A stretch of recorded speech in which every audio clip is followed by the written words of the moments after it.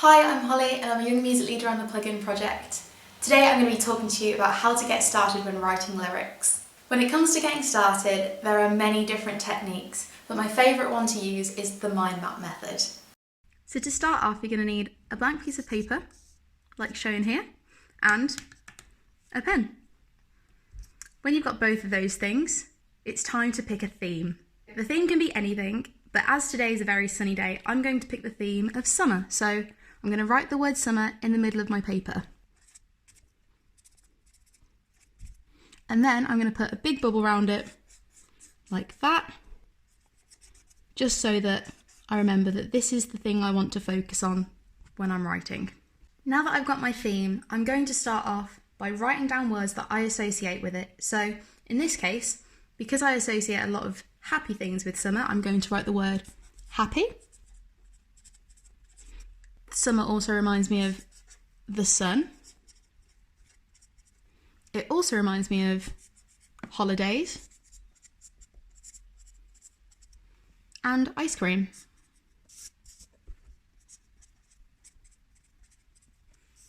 Cool. So there are 4 words that I associate with summer. You can come up with as many as you like. So I'm going to write down a few more and then we'll move on to the next stage.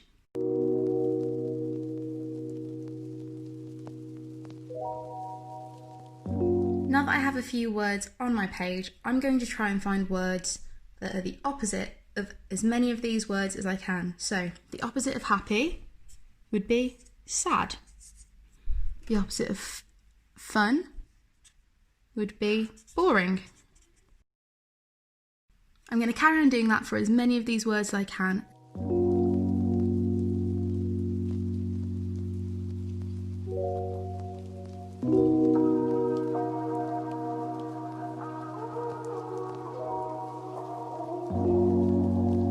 So now that I've got a load of random words on the page to do with summer or the opposite of summer, I'm going to write down any words that I associate with the words currently on the page so that I can just fill it out with as many ideas as I possibly can.